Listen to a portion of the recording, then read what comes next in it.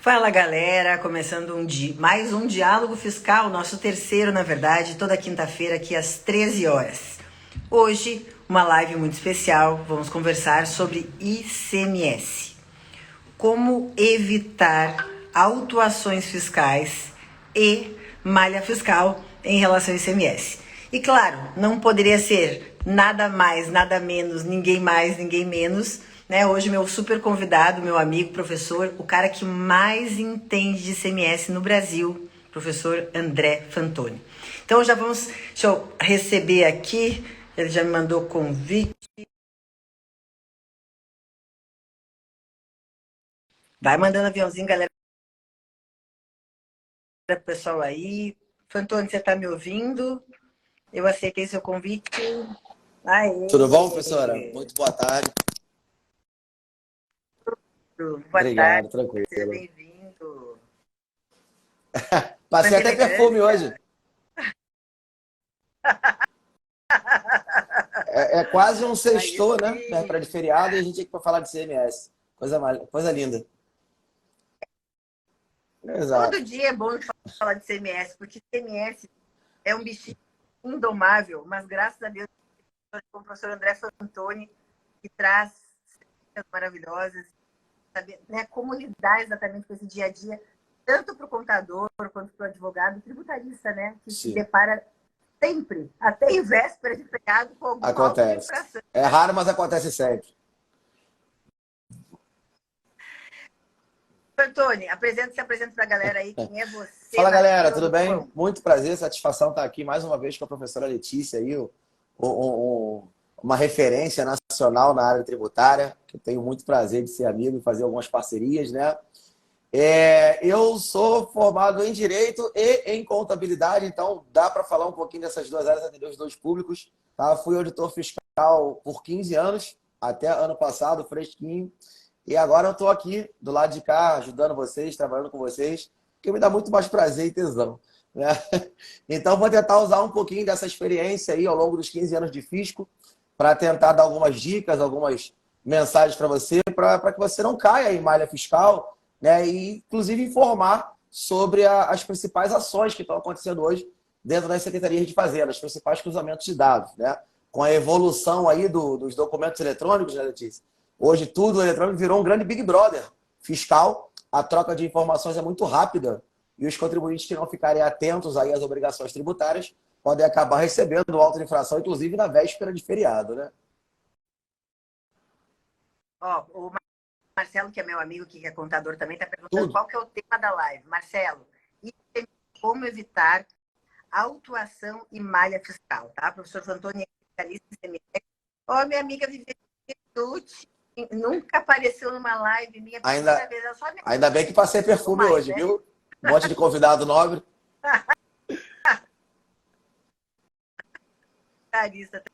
Também. Vivi, fica aí, então, que eu toda Fantoni, vamos lá. Primeiro, a gente vai começar a malha fiscal, as atuações. Falhando. Tá falhando aí? Não, para mim tá normal, gente. Beleza. Tá normal, então o vai. áudio tá normal. Eu acho que adentrar exatamente como está a malha fiscal, né? Ou mesmo autuação fiscal. O que Tá falhando. a Mel está dizendo que tá. Mel, tá falhando a minha voz ou do Fantoni? Para mim tá falhando a sua, Letícia. Tá falando muito. Então deixa eu chegar do Wi-Fi.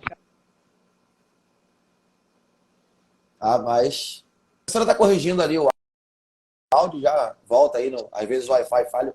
5G funciona às vezes melhor. Isso. Não, na minha cidade não tem 5G, só 4G. Eu acho que agora veio, agora tá bom. O pessoal já... Beleza. Tô no 4G agora. Beleza, então. Não, eu disse que estava falhando a voz, que antes da gente adentrar exatamente como é que a gente evita a malha fiscal e a autuação, para o pessoal entender o que é malha fiscal e o que é a autuação fiscal. Né?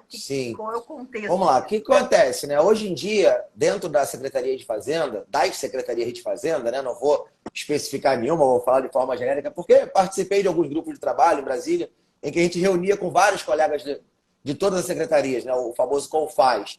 E a gente troca muita experiência, as administrações tributárias, elas têm o mesmo pensamento e o mesmo norte, né?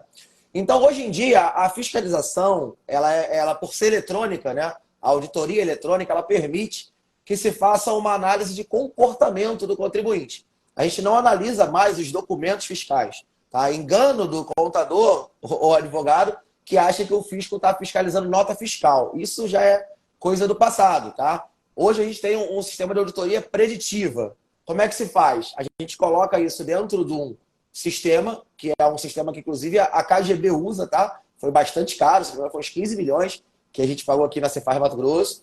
E esse sistema ele analisa comportamentos. E você tem pontuações por score. Então, por exemplo, o contribuinte ele tem um tempo de atividade muito pequeno. Né? Ele começou a operação dele agora tem 2, 3 meses. Ele ainda não tem a confiabilidade do fisco. Né? Se ele faz um volume de operações muito grande, já que a apuração do ICMS ela é mensal, eu só consigo fiscalizar ele daqui a mais de um mês. Né? Então, a gente traz para a próxima. Existem algumas medidas cautelares, alguns regimes especiais para acompanhar de perto. Por exemplo, se aquele contribuinte ele tem um contador ou um quadro societário que já foi flagrado em algum fraude fiscal, né, em alguma ação de delegacia fazendária, em algum outro ilícito, a gente tem essa correlação. Né, e isso pontua, né, em desfavor do contribuinte. E outra que é o principal, a análise do comportamento daquele KNAI, daquela atividade empresarial que ele exerce, com relação ao todo. Eu costumo até brincar, professora, falo o seguinte, olha, se todo mundo no mesmo segmento chegar e combinar, nós vamos sonegar 20% e todo mundo não sonegar 20%, ninguém vai ser fiscalizado. Mas eu não estou falando isso para vocês. Não tem. Não tem, exato. Só que a gente diferente. sabe que em qualquer segmento, em qualquer ramo profissional, existem os bons e os maus. Existem aqueles que tentam, a todo modo, cumprir as suas obrigações tributárias. E quando não conseguem é por algum erro, algum fato, ou até por mesmo falta de caixa. Mas não é fraude, essencialmente. Depois nós vamos falar um pouco da diferença entre erro e fraude, tá? Que eu acho que é o cerne das autuações hoje em dia. E a gente também tem aquele velho ditado, né? O prego que se destaca toma martelada. Então, se aquele comportamento do contribuinte em específico for destoante, tem um desvio padrão, né, que o próprio sistema calcula, da média da arrecadação do segmento dele, cara, ele vai ser submetido à fiscalização. Porque, olha só, é óbvio, né? É óbvio, mas o próprio sistema traz isso para a gente. Então, se eu tenho um contribuinte que tem o mesmo porte que o meu, que atua no mesmo segmento que o meu, que está no mercado fazendo a mesma coisa que eu, ele tem uma média de arrecadação 5 vezes superior à minha, cara, ou eu sou muito ruim de venda, ou eu estou sonegando alguma coisa. Então, são indícios, né? Não quer dizer que a pessoa esteja sonegando. Pode ser que haja uma prática diferente do mercado. Pode ser que o outro contribuinte, por descuido, esteja pagando a mais, o que também acontece, né? A gente tem um estudo do IBPT, né? Instituto Brasileiro de Direito Tributário, que diz que 30% das empresas, em média no Brasil, pagam mais imposto do que deveriam. Então, todos esses sistemas, todas essas informações, né, lógico, junto com o banco de notas fiscais, ele vai alimentando o BI, né, que é o banco de dados, o Business Intelligence, da Secretaria de Fazenda, e isso vai ranqueando as empresas. Tá? Vai criando score, como o SPC faz, como o Serasa faz, como o banco faz também. Só que a gente vai analisar comportamentos atípicos. Tá? Capacidade financeira, idoneidade de sócios e profissionais da contabilidade que atuam, e os prepostos, né, do sujeito passivo. Então, nesse caso, a gente vai ter um ranking e quem está fora do desvio padrão, ele é automaticamente submetido à auditoria. A gente tem até uma linha do tempo, Letícia, isso é interno, tá? O contribuinte nunca vai ter acesso a esses parâmetros e nunca vai saber qual o canal da malha que ele está. Ele só vai saber quando ele receber uma cartinha de amor, né, um termo de início de fiscalização ou uma notificação para autorregularização. Né? Ainda existem algumas secretarias, Mato Grosso, por exemplo, faz isso, que dão a oportunidade do contribuinte se regularizar sem excluir a espontaneidade. Ele manda uma cartinha e fala assim, olha só, contribuinte, ele tem que ter um comportamento estranho. Tá? E isso aqui para mim não está de acordo com o padrão. Você tem a oportunidade de retificar o seu SPED e declarar que você deve. Se você entende realmente que a casa caiu, você vai, corre lá, faz o reconhecimento da dívida, parcela, enfim, paga e está salvo da penalidade. Como se fosse uma denúncia espontânea, não tão espontânea assim, tá? Mas vale o instituto. Agora, se você entende... Oi? Mas tem a Isso. validade que tem o efeito da espontaneidade. Que se não se Exato. auto-regularizar, vai vir Se uma você autorização, entende vai que vir não uma- deve, você bate o pé, fala, eu não vou fazer nenhuma confissão de dívida, porque a minha operação está completa. E aí, o fisco vai fazer o auto de infração. Então, a gente tem 3 fases na malha fiscal. A gente tem a fase inicial, que é o monitoramento, que é a classificação em malha. E aí, quem se destaca vai ser jogado para a auditoria eletrônica. E aí, aqueles que na auditoria não saneiam as suas discrepâncias, segundo a visão do fisco, são jogados para fiscalização. Aí é aquele procedimento que a gente já sabe, lançamento de ofício, e aí defesa, contencioso, aí contrata a professora Letícia, que ela é boa nisso. Tá? Mas isso seria a malha. Só que o contribuinte não tem acesso ao canal da malha que ele está, tá bom? E uma coisa que o pessoal tem que ficar ligado, né? Hoje está como tudo eletrônico hoje em dia, o que a gente vê muitas vezes advogados perguntando assim, professora, recebeu uma auto-infração, o que que eu faço? Já pegou a cópia do processo administrativo? Em primeiro lugar, né? Porque a gente não tem como saber qual é a origem desse auto de infração, o que está causando isso, ou seja, sendo a gente, na grande maioria dos estados, eu acho que, não sei se todos, mas na grande maioria dos estados, os processos são eletrônicos hoje em dia. Então, basta que você tenha autorização do próprio contribuinte, da própria empresa, ou da pessoa física que seja, que normalmente é login e senha ou certificado digital. Então, você tendo acesso a essa íntegra do processo, daí sim você vai conseguir entender para saber exatamente o que está acontecendo. Então, o primeiro passo de tudo, se deparou com uma situação como essa, malha fiscal, auto-infração, descubra do que se trata. Porque aquele documento que recebe no primeiro momento não tem todo o conteúdo do processo. Você tem que né? O que realmente O primeiro documento é só uma notificação prévia para você saber que o fisco está de olho em você. Tá? Agora, a constituição do crédito, ela tem que cumprir todos aqueles requisitos lá do CTN, né? Tem que ter a descrição do fato tirador, as memórias de cálculo, inclusive de onde saíram as informações e quais informações foram usadas para chegar àquele montante que está sendo cobrado, né? Sob pena de excesso de exação. O que acontece muito também. Então, saber identificar se há alguma nulidade no lançamento já acho que é o primeiro passo. Né? Porque muitos lançamentos eles são capengas. Muitas execuções fiscais são capengas. E aí você consegue achar uma nulidade, já um vício formal ali no lançamento. Fantoni, você falou assim, né, no início, se o comportamento da empresa for, tu brincou, né? Se todo mundo mantivesse 20% de sonegação, automaticamente não teria disparidade entre o comportamento, não chamaria atenção, estaria todo mundo, entre aspas, isento de qualquer risco, porque passaria desapercebido o que está sendo feito de errado. Vamos pensar assim, ó. O advogado está aqui nos assistindo, o contador está atendendo um cliente, se depara com uma situação que ele entende que aquilo ali é risco. Quando eu olho para uma empresa, né? Como é que eu consigo, então, evitar esse tipo de malha fiscal, esse tipo de autuação? Que tipo de procedimento, não sei se você abarcaria de uma forma passo a passo, ou em alguns pontos que são mais importantes. Claro que existe um mundo, né, de como evitar. Mas, assim, o que seria mais importante para a gente olhar para essa situação e prestar atenção para tentar aconselhar o cliente para evitar essa autuação? Isso aí eu faço bastante hoje em dia, inclusive é o que eu tenho feito. Chama gestão de risco fiscal. Né? É a gente saber até que ponto a gente pode caminhar para um lado, até que ponto a gente pode caminhar para o outro. O que eu gosto de deixar bem claro é que nós, profissionais que prestamos serviço, assessoria, a gente não toma decisões, né? A gente coloca os cenários postos ao contribuinte e o contribuinte, o empresário vai decidir se ele quer correr o risco. Então, geralmente eu apresento a ele, vou te dar um exemplo aqui bem básico, não é de CMS ainda, mas o exemplo da MEI. Né? A gente tem profissionais, pessoas físicas, que têm uma extinção de MEI. Tá? A MEI, ela permite que você abata até 32% do seu faturamento a título de desoneração, e o resto tem que ser declarado como receita de prestação de serviço no imposto de renda. Você vai pagar imposto de renda como pessoa física. A legislação tem uma brecha e fala o seguinte, olha, essa parte pode ser declarado como isento caso a MEI tenha uma contabilidade. Então você chega para o cliente, eu fiz isso semana passada. Olha só, você quer que declare o que você recebeu pela MEI? Aí o mas qual a minha opção? O certo é você declarar. Você tem contabilidade? Não. Então, o que eu posso fazer? Você pode não declarar, aí já está incorrendo em risco fiscal. Caso a Receita Federal te autue a comprovar sua contabilidade, você vai ter que contratar um contador para fazer os seus balanços. Beleza? Aí você vai gastar com o profissional de contabilidade. Entendeu? Entendi. O que você quer fazer? Não, eu quero arriscar. Então você vai gerenciar o risco. Para mim, gerenciar o risco é isso: é você mostrar os cenários e colocar quais são as consequências. Ah, se não tiver, você vai receber uma autuação nesse montante aqui. Tá? E qual é o risco de autuação? Aí a gente tem, de acordo com cada área de entendimento, eu posso falar com relação ao ICMS. Eu não poderia falar com relação a MEI. Mas com relação ao ICMS, a gente tem alguns limites de malha, alguns limites de operação, tá? Que não entram nessa parte da fiscalização, da auditoria.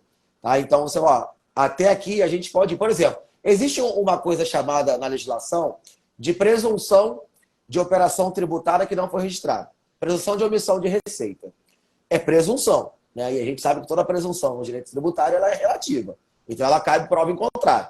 Mas o fisco presume, e se você não consegue desmontar, ele lança com base na presunção. E aí inverte o ônus da prova, certo? Existe uma presunção nas legislações tributárias, de todas as que a gente fazendo, que falam que presume-se que você tenha que ter um volume de vendas, no mínimo, o valor que você comprou aplicado a uma margem de lucro. E essa margem de lucro, ela varia de estado para estado, mas ela é em torno de 30% a 50%. Então, o contribuinte, ele sonega. Vamos pegar aqui estabelecimentos varejistas, o que a gente mais vê no dia a dia aqui, bares, restaurantes, o nego não emite as notas fiscais todas. Vamos ser sinceros, não emite. Né? Então, acontece, ele não está declarando tudo que ele vendeu, óbvio. Só que o quanto ele declara é suficiente para cobrir as despesas operacionais? O quanto ele declara é um valor superior, vocês dariam um lucro para ele acima de 30% com relação às entradas que ele tem? Eu vou falar para ele, filho, não vou falar que você pode sonegar, mas é muito pouco provável que você caia em malha, porque você está cumprindo ali o que a legislação fala. Ele está agindo correto? Não, eu vou deixar ele ciente que ele está sonegando, mas é o risco controlado. Agora o cara fala, eu quero aquelas maquininhas de invisibilidade fiscal. Tem também, tem muita gente no mercado que vende a maquininha de invisibilidade, das contas digitais. Aí eu não quero declarar nada. Falei, filho, você tem conta de luz para pagar. Você tem funcionário registrado. Aí é forca. Então, o nosso papel é orientar e medir até quanto o risco pode ser corrido ou não. Mas aí a decisão final fica por conta do empresário, né? Esse empresário mais antigo, que estava acostumado a nunca ter risco, porque realmente era em papel antigamente, né? Como é que você faz papel? Eu não sei como é que fazia. Quando eu entrei no Fisco em 2008, já estava mudando isso. A gente nem olhava mais papel. Você sabe que uma vez eu peguei uma autuação de ICMS que uma parte tinha sido nota fiscal de papel. Eles ainda tinham nota fiscal de papel. E, na época, o fiscal considerou e autuou o ICMS esse que era nota fiscal de papel, porque nem era tão em desuso que o fiscal não levou em consideração e estava tudo recolhido. A gente tem que catar o talonário. Quando a nota é em papel, você tem as vias da nota, você tem o recolhimento impresso. Quando a nota é eletrônica, o sistema é interligado, né? O registro de passagem é interligado, o registro de trânsito dela, o recolhimento dela, a baixa dela, tudo isso é automatizado, né? E tem mais uma coisa, né? Além de... Não vou emitir nota, mas vai lá, a pessoa compra no débito, no crédito, e daí eles não querem declarar, não emitem nota de venda feita com cartão de crédito e de débito. Gente, automaticamente... Já tá. Ele não declara o valor do cartão, mas o cartão já declarou que ele está faturando em cima disso. Então, assim, antigamente eles estavam acostumados ao quê? Sim. A não pegar. Não dá nada. Aquele empresário... Sempre foi assim. Nada. Sempre foi assim, e aí eu vou continuar. Assim, parcialmente, realmente, proporcionalmente ao que dá hoje, praticamente não dava mais. Era assim, valia a pena o risco. Porque o cara, a chance de ele ser pego era muito pequena. Então, assim, caso ele fosse pego, o que ele tinha que pagar era menos do que ele teria recolhido. Tanto que ele teve de evasão fiscal compensava ele correr esse risco. Perfeito.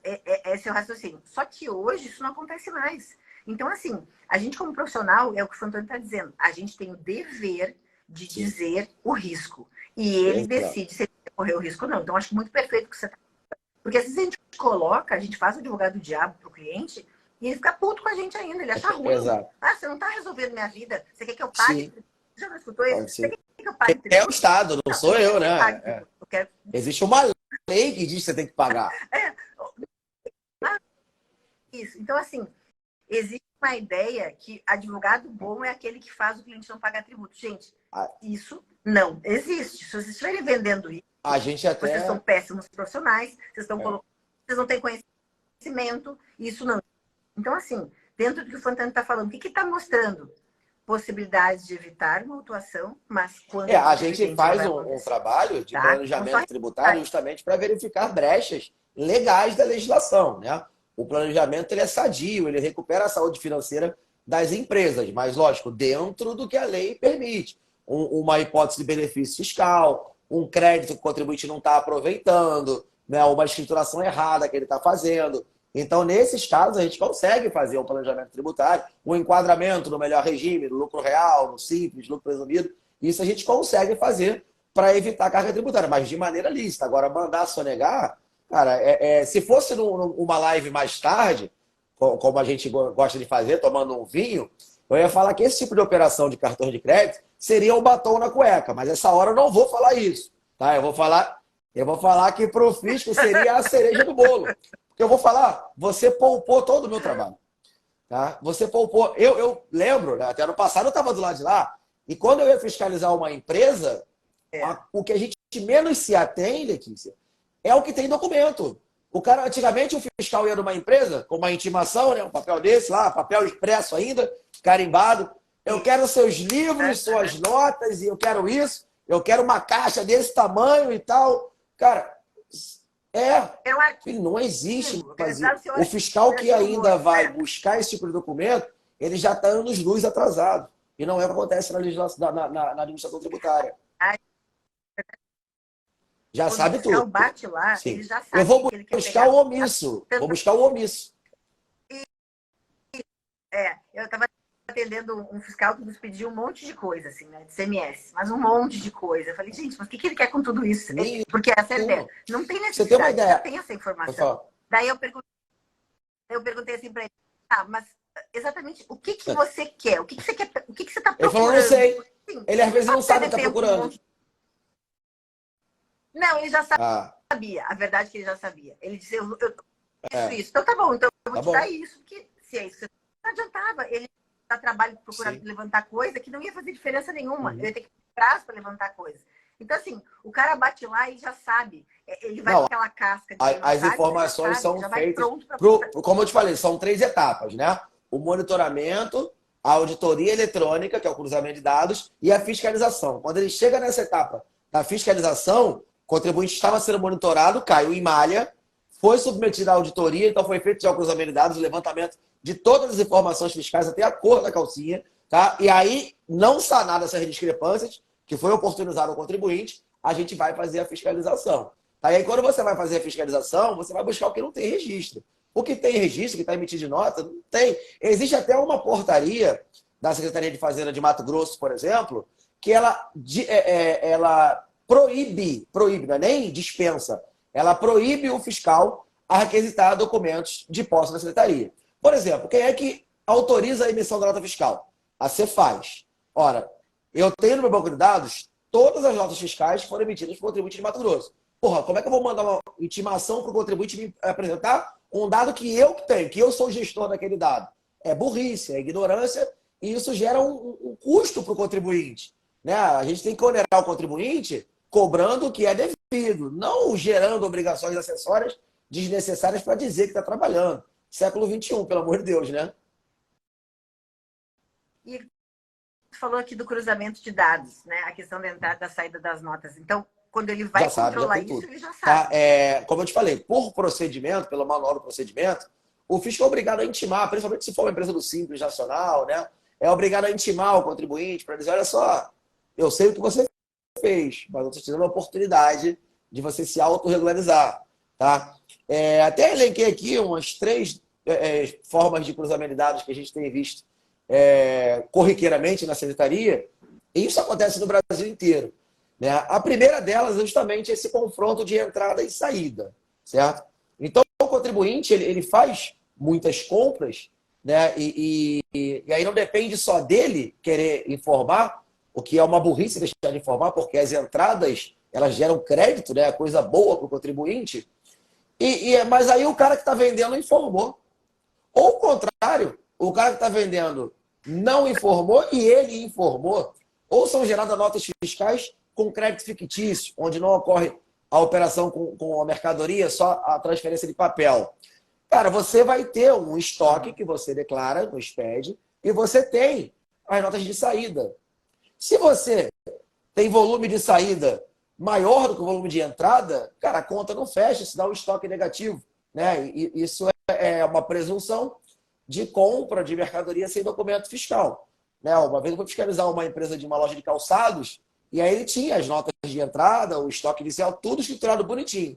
Só que quando você ia, isso lindo no SPED dele, quando você fazia um trancamento de estoque por amostragem, ele tinha mais sapatos do que tinha no estoque contábil dele. Falei, mas me explica aqui. Se você não falar para mim que o sapato esquerdo transou com o direito e nasceu um sapatinho novo, não tem explicação. E realmente não tem explicação. Ele comprou mercadoria sem nota. E aí a legislação vai lá na presunção. Quem compra sem nota é porque vai vender sem nota.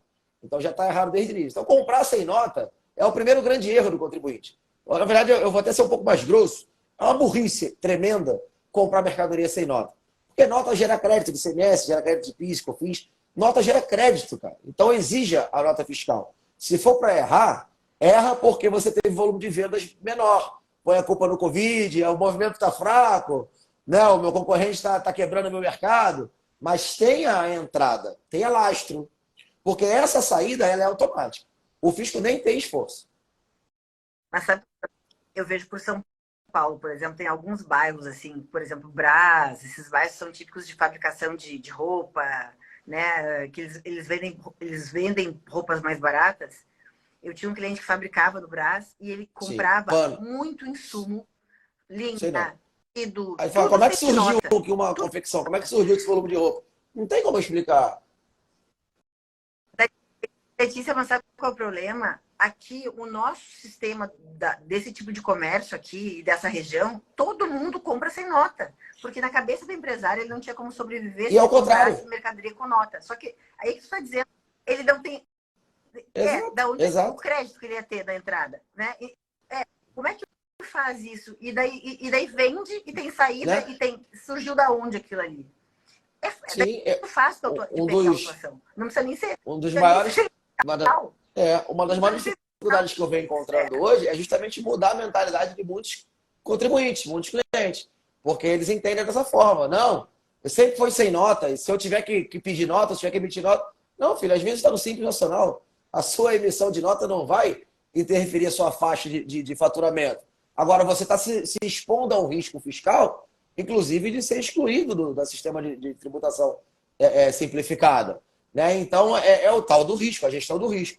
Então, dentro dessas operações aqui, Mato Grosso, nos estados mais produtores, a gente tem muito isso com relação à soja, aos grãos. Porque o produtor rural ainda é um pouco menos consciente do que o comércio, do que o atacado, do que a indústria, né? Do que o empresário urbano. O produtor rural, ele realmente, até pouco tempo atrás, ele não tinha livro caixa, né? Ele não mexia com contabilidade nem computador. Era um talonário que ele tirava tudo no final do mês, ia fazendo caminhão para lá, caminhão para cá. Cara, como é que você... E muitas operações triangulares. Então, eu sou uma empresa que eu tenho como comercializar a soja, eu tenho know-how, tá? E o produtor não tem. O produtor está dentro da fazenda lá, trancado, plantando, colhendo, cuidando de trator, gado e tal. Ele faz um trabalho braçal ainda, que é digno demais, que é o que ele se especializou. Só que, quando a empresa a intermediária vende para uma trade, vende para uma operação lá fora, a soja sai direto do produtor rural e vai para a trade. E o produtor rural não emite nota para a concessionária que vendeu. E vem direto para uma operação triangular, uma venda para entrega futura. Gente, isso dá estouro de caixa. Como é que a loja, a empresa, a concessionária de soja vendeu sem ter entrada? E isso é o que acontece, sem sacanagem, diariamente aqui. Se você está fazendo nota de saída, regra básica, aquela mantra, né? Regra de ouro. Se você está fazendo nota de saída, tenha uma nota de entrada anterior com aquele volume. Seja lá do que for. A Água em pó. Cara, tem que ter nota de entrada para você emitir a saída, não tem como. Certo? Então, esse aí Toma lá da cá. É igual para quem é previdenciário. Você só vai ter aposentadoria se você tiver contribuído para a exato. Previdência. Então, toma lá da cá, né? Então, tudo que Tem que ter entrada. para sair tem que ter entrado. Então, gente, tem que ter Ninguém entrado. caga sem comer. Sai se não tiver entrado. Tá? Mas assim, é até tosco falar um negócio desse, mas pô, parece que é básico, mas não é básico. Porque a gente vê diariamente autuações fiscais por estouro de estoque, por omissão de entrada ou omissão de saída. E assim, ó, a questão da movimentação financeira que você estava falando, né? Por exemplo, hoje quem recebe por Pix.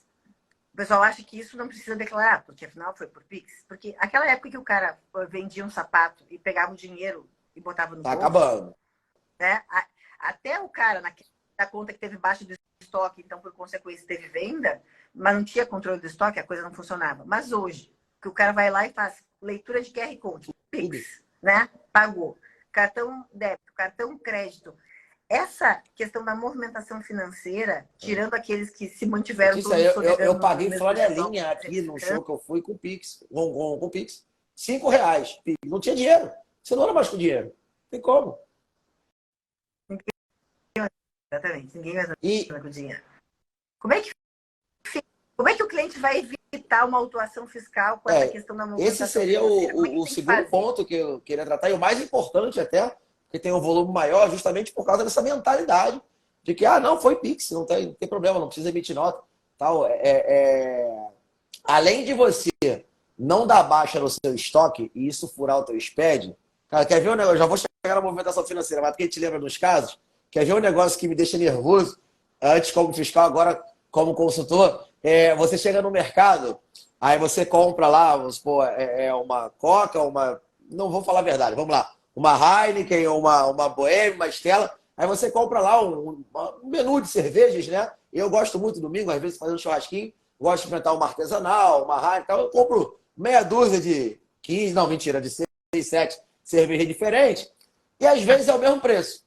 Aí o código de barra não passa no caixa do mercado. O que ela faz? Pega a cerveja que passou, multiplica por 4, multiplica por 5. Gente, acabou com o bloco K do SPED dela. Você fudeu o supermercado nesse ponto. Por quê? Está dando baixa no estoque da mercadoria que às vezes você não tem mais em estoque. Vai dar estoque negativo.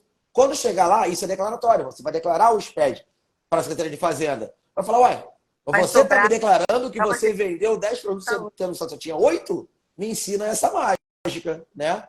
Então, aí nesse ponto, vamos lá, existe um convênio ICMS 134, baseado na Lei Complementar 105, né? Que permite o acesso aos dados financeiros, ao movimento financeiro por parte do fisco. Inclusive, esse ano, muitos estados já estão implementando o registro 1601 na EFD, no SPED fiscal, que é aquele qual você tem que declarar a origem das operações de PIX. Só um detalhe, muita gente confunde isso. Você não tem que declarar quanto você recebeu de PIX. Isso eu já sei, minto. Os colegas já sabem. Quanto você recebeu, a gente sabe. O que a gente quer saber é o seguinte, de onde vem esse dinheiro? Então, imagina uma empresa comercial, uma empresa no segmento de restaurantes, bares, restaurantes. Pô, ela vive da venda de comida e bebida, certo? Que eu saiba, eles não cobram para fazer cafuné, então não tem prestação de serviço agregada. E aí aquela empresa assim, é um preparatório. Então, essa empresa é uma empresa comercial, um varejista. Ela tem lá um faturamento declarado para o fisco no valor dos cupons que ela emitiu de R$ 10.000 naquele mês. Aí o fisco vai lá e recebe da Mastercard, da Cielo, da Visa, informações. Isso é otimizado mensalmente, não precisa mais pedir. Mensalmente, essas instituições financeiras têm a obrigação de enviar o relatório fiscal. Então, manda. Aí você está lá trabalhando, normal, banco de dados de nota fiscal daquele contribuinte. Tá, ele emitiu 10 mil em nota fiscal. Beleza. Primeiro cruzamento, na malha. Valor declarado de nota fiscal de saída, 10 mil. Opa, bateu. Isso aí, papel do contador fazer bater, pelo amor de Deus. O contador não vai declarar um valor diferente do que foi emitido de nota. Aí já entra naquele caso lá da burrice. Burrice mesmo, não tem outro nome. Tá bom, primeira etapa validada. Segunda etapa, cruzamento com os meios de pagamento. Cartão de crédito e débito. Porra, a Visa me informou aqui que aquele camarada, naquele mês, ele faturou 12 mil. Cara, já deu ruim. Eu posso presumir, e está aqui na lei, eu posso presumir que pelo menos 2 mil reais ele vendeu sem nota. Eu vou intimar ele. Filho, me explica por que você recebeu 12 mil e só emitiu nota de 10 mil. Aí ele vai falar, 2 mil veio da operação ou da prestação XYZ. E aí ele tem que inventar uma desculpa que não existe. Né? É o batom na cueca. Porque um bar não tem como ter receita. É através de venda de cartão de crédito. Passei na frente do bar, olhei o cara lá e falei, ô irmão, passa aqui R$ 1.000 no meu cartão. Para que é só de sacanagem, tô de sacanagem aqui, vou passar. Não tem como. Né? Então não tem uma explicação. E agora o pior, que é o terceiro cruzamento. Além dos meios de pagamento, o fisco acessa a movimentação bancária. O Pix dele, desde março para cá, o Pix também está sendo pego. Então não é mais só o cartão. Antigamente você falava para o cliente, né? Olha, o que você vender em cartão, você emite nota. O que você receber em dinheiro e tal, tudo, a gente vai gerir o risco fiscal. Mas o que emitir o cartão é obrigatório. Filho, agora a gente vai falar o seguinte: tudo que você vender, você tem que emitir nota, conforme diz a legislação. Porque se você recebe um dinheiro em conta, se você recebe, né, em débito ou em crédito, esse é o cruzamento feito através da DIMOV, né? A declaração de movimentação financeira de MOF. Então, isso foi acobertado por um convênio ICMS. Existe a legalidade, tá, desse ponto, convênio 134, tá? Existe ainda uma briga no STJ. O STJ tem entendido, para alívio dos contribuintes, né, tem entendido que muitas vezes o fisco faz isso de maneira arbitrária. Então, para que ele possa meter o olho da conta bancária do sujeito passivo, tem o sigilo bancário, até você pode falar melhor que eu sobre isso, né? Mas tem que cumprir certos requisitos, várias etapas. Você tem que pedir primeiro, tem que ter um processo instaurado, tem que haver fortes, diz o STJ, fortes indícios que haja sonegação fiscal, né? Então, e o indício não pode ser presumido, tem que ser comprovado. Então, no judiciário, a matéria ainda está em discussão, ainda tem algumas vitórias para o contribuinte. Mas é fato que você vai ser flagrado pelo fisco. Então, como é que evita isso? Só fazendo o que Titi ensinou desde o primeiro ano da faculdade. Vendeu, emite nota fiscal. Comprou, exige nota fiscal. A nota fiscal, hoje, a forma de você pagar menos tributo não é omitindo, sonegando informações. É você fazendo um planejamento tributário responsável, em melhor enquadramento. A gente tem inúmeros exemplos aí. O McDonald's não vende mais sorvete, né? Ele vende bebida láctea. A Garoto não vende mais bombom, vende waffle, que é o cenário do amor. Então, isso sim, são medidas viáveis. Aí, para isso, não tem chat GPT, não tem Google, aí tem os profissionais, né? Que atuam nessa área, que mergulham dentro do estabelecimento do cliente para verificar os benefícios que ele pode usufruir e adaptar. KNAI, regime de tributação, etc. A importância do consultor estar dentro da empresa para entender o que a empresa faz, qual é o produto, qual é o serviço, né? Para poder saber. Se você não entende o operacional, você não tem como na sua mesinha, no seu computador, planejar alguma coisa para o cliente. Tem que botar o custo da sola de sapato, que a gente chama. Tem que bater sola de sapato, entrar no galpão, no barracão, subir em cima do caminhão e tal. Tudo. Porque tudo pode gerar crédito e tudo pode ter benefício fiscal, dependendo do enquadramento que se dê. A gente lá fez em agora Santa Catarina, dentro da fábrica, e passamos o dia lá, se precisar 2, e vamos voltar frequentemente para poder analisar como é que se comporta o contribuinte. Eu quero saber, desde o momento que ele compra até o momento que ele despacha no caminhão, como é que funciona o processo, né? Máquinas que passavam aqui. Máquinas que às vezes dão direito, muitas vezes, na maioria das vezes, dá direito a crédito do ativo imobilizado e que muitos profissionais não usam esse crédito porque dá um trabalho, né? Você tem que apropriar o crédito do ICMS ao longo de 4 anos. Então, todo mês tem uma continha a ser feita, um critério de prorata. E aí, muitas empresas deixam de apropriar crédito do ativo imobilizado. Cara, ativo imobilizado são máquinas que têm um valor monetário considerável. Então, por mais que seja um crédito fracionado e por mês não dê uma quantia tão relevante, cara, ao longo de 48 meses, você vai se creditar aí de 100, 200, 300 mil. Para a empresa faz diferença no fluxo de caixa. Tudo é custo. Você está reduzindo a despesa. Agora, aproveitando que você falou de aproveitar esse benefício em relação às máquinas. Como é que fica quando o empresário utiliza o benefício fiscal de forma Isso é equivocada? um outro Como é cruzamento que que fica? acontece também. A gente sabe que existem os benefícios fiscais setoriais de cada estado. Benefício para a indústria de gado, para de carne, né? Benefício para o setor de plástico bolha, benefício para o setor atacadista, distribuidores. Então, o que a gente vê? Cara, o benefício, e isso também a gente vê no dia a dia, por isso que é um alerta para o contribuinte. Tá? O benefício ele é concedido de maneira pessoal. Né? O enquadramento é individualizado. Ah, eu tenho um benefício para o segmento de frigoríficos. Ah, então todo setor de frigorífico pode usar o benefício desde que ele individualmente requeira e cumpra os requisitos. Todo benefício fiscal no âmbito do ICMS ele é condicionado a uma contrapartida. Normalmente vai ter um recolhimentozinho de um fundo para balancear ali. Vai ter um pré-requisito de ordem de investimentos, de geração de emprego. O que é o benefício fiscal? O Estado, que é o ente competente, está abrindo mão de receita para que você venha se instalar aqui no Estado. Não tem ninguém bobo nessa brincadeira. Né? O contribuinte só vai se instalar naquela região porque vai economizar tributo, e o Estado está abrindo mão porque precisa de alguém para aumentar o PIB, para né, fomentar a economia, gerar emprego. Por quê? Quando ele gera emprego, ele paga salário, o que as pessoas fazem com o salário? Uma pouquíssima parte da população poupa. A grande maioria, né, estado de terceiro mundo, aqui nós somos o Brasil, gasta, consome. Adivinha qual é o imposto que incide sobre o consumo?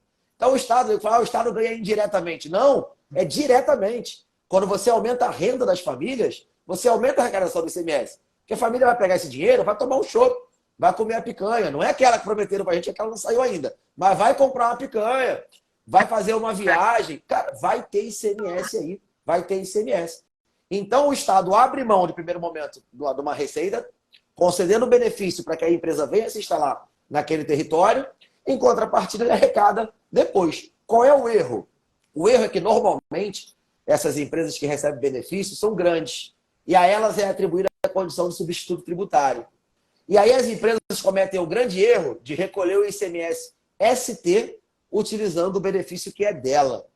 O benefício vale para o ICMS próprio da empresa.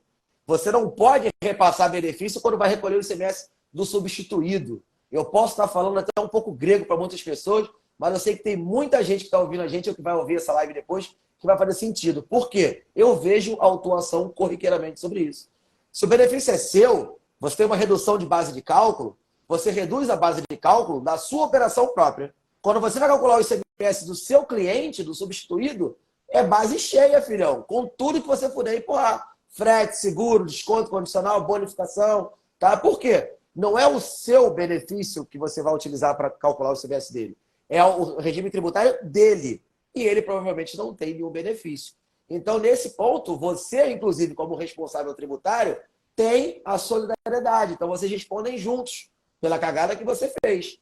Então, essas três estruturamento de dados, três tipos de autuação podem ser evitadas observando esses detalhes que a gente está trocando ideia aqui, tá? De maneira muito tranquila, não é nenhum bicho de sete cabeças. Ah, eu não entendi nada. Tá bom, manda uma mensagem aqui no nosso direct que te explica um pouco melhor depois. Mas é o que acontece no dia a dia. Poderia citar outras 10 aqui. Mas aí o pessoal ia passar do horário do almoço, ia brigar com a gente faz isso. Mas assim, não sei se deu para entender o cerne da questão. O que eu queria colocar hoje aqui? Que existe o Big Brother. Tá? E o Big Brother, hoje, ele atua em tempo real. Ele não espera mais 6 meses, 1 ano para te fiscalizar. Se você fizer uma omissão, um estouro de estoque hoje, no primeiro dia do mês seguinte, você já está com uma cartinha de amor na sua porta.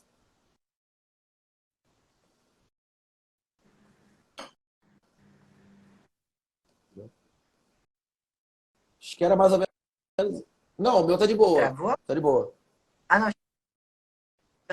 entendi. Olha, eu acho assim, ó, o pessoal fica preocupado às vezes em estudar todo o regulamento do CMS e decorar o regulamento do CMS, que não vai adiantar decorar.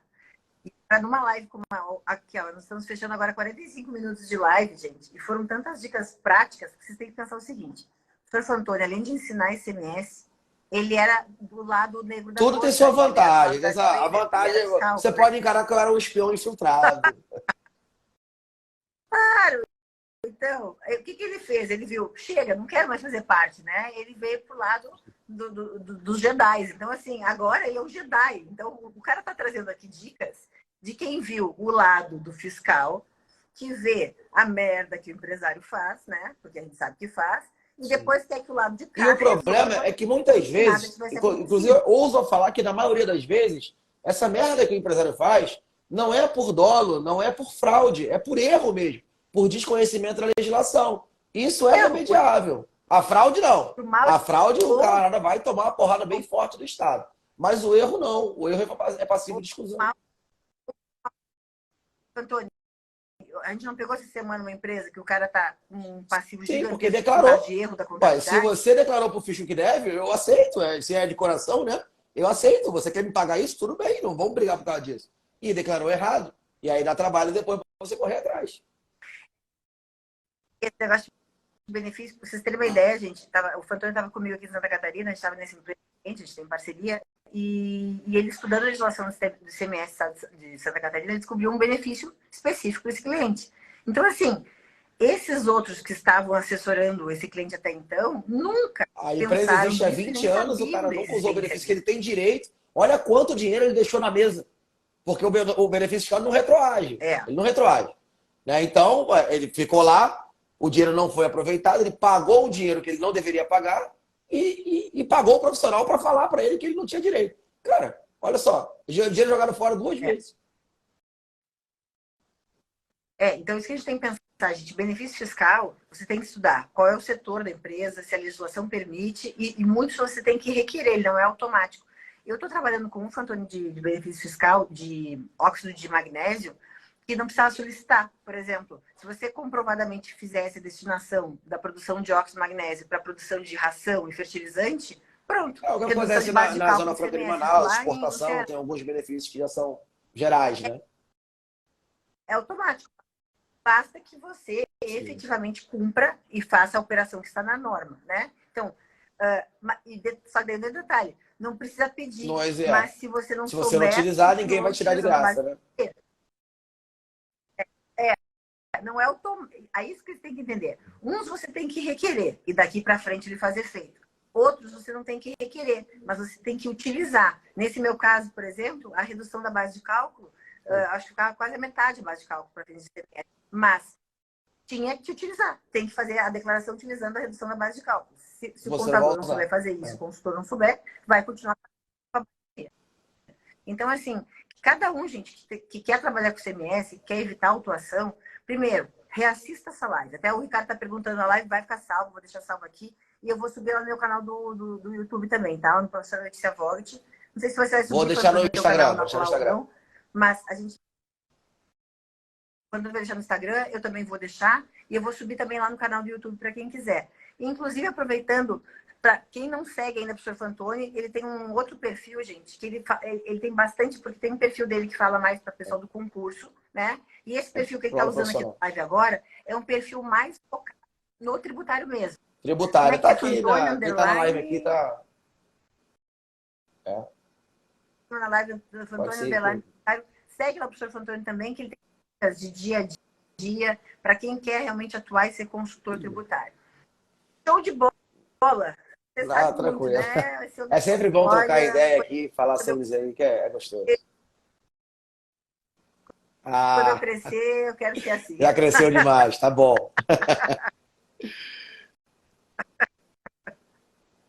Então, galera, olha só. Primeiro, agradecer a todo mundo que passou por aqui, nos assistiu ao vivo. Agradeço a quem estiver assistindo depois dessa live, né, que vai ficar gravada aqui também, a participação. Ó, o Marcelo está dizendo aqui, ó, tema super consistente. Gratidão. Obrigada, Marcelo. Marcelo sempre está aqui quando pode, também vai estar aqui de Balneário Camboriú. Antônio, como sempre, muito divertido. Além de gostoso falar de tributário, mais gostoso de falar de tributário com você. Obrigada por ter aceito o convite. Vamos sim. A recíproca verdadeira é sempre bom, estou sempre à disposição aí. Falar com você e com os seus alunos é sempre maravilhoso. Tá? Estou à disposição, então, quem a gente puder ajudar, a gente está sempre na área aí. Tá? E já vamos pensar no próximo tema, então, para daqui a pouco falar mais um pouquinho com o pessoal. Vamos. É a doida da Diana na próxima. Vamos fazer de 3 aqui. Beleza. Guri, beijo pra você, galera. Beijo. Beijo, Helena. Até a próxima aí. Bom final de semana. Uma Páscoa, né? É isso. Beijo. Tchau.